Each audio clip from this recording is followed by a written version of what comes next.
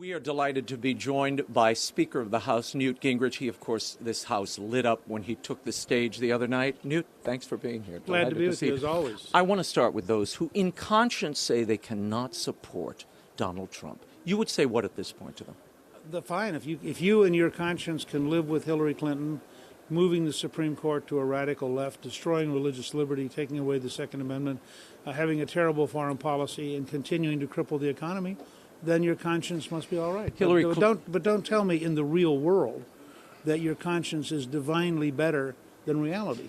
Hillary Clinton herself just the other day said, Donald Trump is the most dangerous man to ever run for president. He lacks the temperament. He lacks the experience, Newt. Is there an argument to be made here? Well, first of all, look at her experience. She deleted 30,000 emails illegally. She's engaged in 76 secret meetings as Secretary of State with donors illegally. She appointed this financier to a nuclear weapons advisory group who had no experience. She lost Libya. She helped lose Syria. She had a total disaster with Russia. If this is experience, that's like somebody showing up to be school bus driver because they have 11 drunk driving charges. I like the way you put that. Let's talk for a moment about Ted Cruz the other night. He came out, was greeted with scorn, boos, cries of honor your pledge. You followed him. What happened? You adjusted your speech. Let me play this, and then we'll talk about what you did. Roll that. Now, I think you misunderstood one paragraph that Ted Cruz, who is a superb orator, said. And I just want to point it out to you. Ted Cruz said, you can vote your conscience for anyone who will uphold the Constitution. In this election, there is only one candidate who will uphold the Constitution.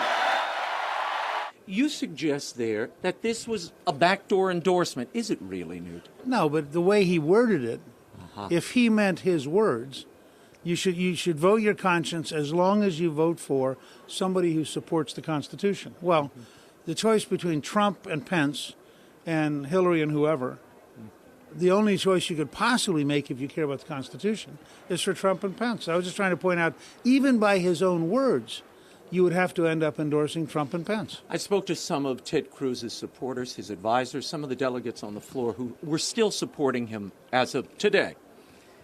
They claim he is setting up a run for 2020, and this is good political strategy.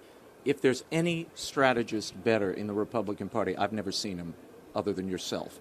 What is your take on that strategy? Well, if the Ted Cruz theory is that if he's the man who helps Hillary Clinton win the presidency, he will then be in a position to run against her in 4 years. He's not going to find a very big Republican base excited about somebody who betrayed his own party out of pure personal ego and ambition. I don't think that's what happened. I think what happened was Ted Cruz has almost no sense of interpersonal skills. He's a brilliant guy intellectually, but there's a reason he's the most disliked man in the U.S. Senate. And he just showed you last night. You don't get invited into somebody's house and walk in and pour acid on the roses. If he had to do that, he shouldn't have come. If he couldn't be gracious and generous, which Trump was, I mean, Trump allowed him to come. Trump even knew what the speech was and allowed him to give it.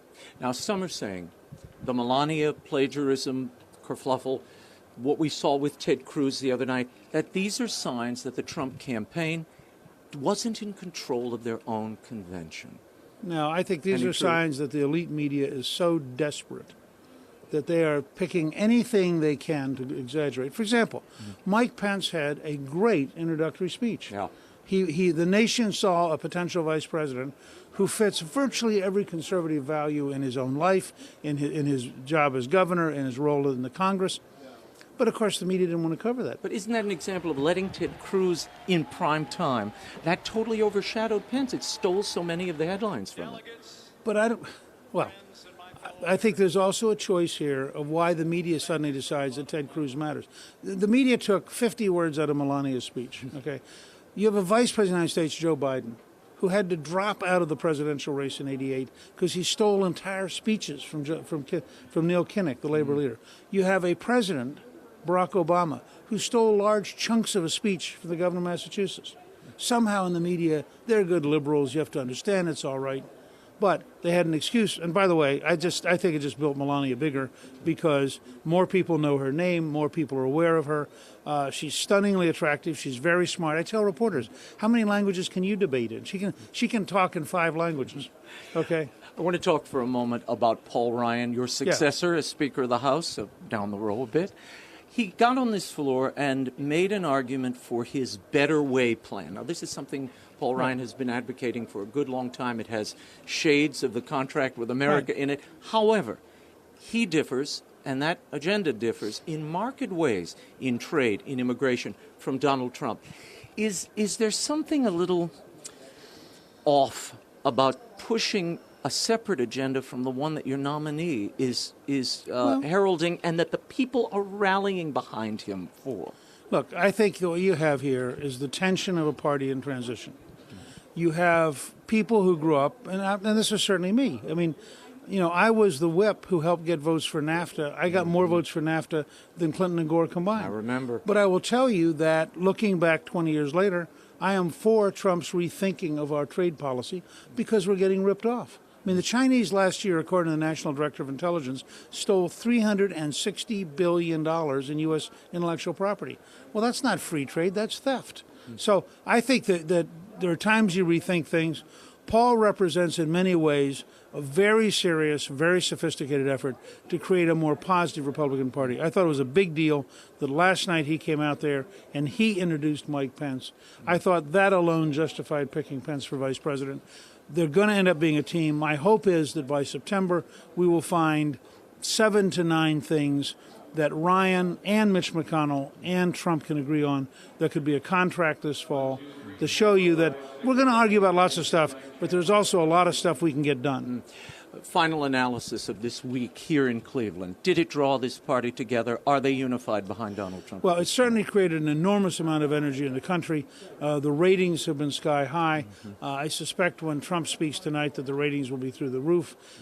If Trump delivers, and we're sitting here beforehand, he's got to do 2 things. He's got to give us a biography which convinces us he can be president.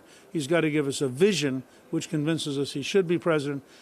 Ivanka's going to be terrific introducing him, and she's going to get a tremendous response. And if he delivers, he will leave here with a very big head of wind going towards the presidency. Newt Gingrich, always great to talk to you. Thank you for being here.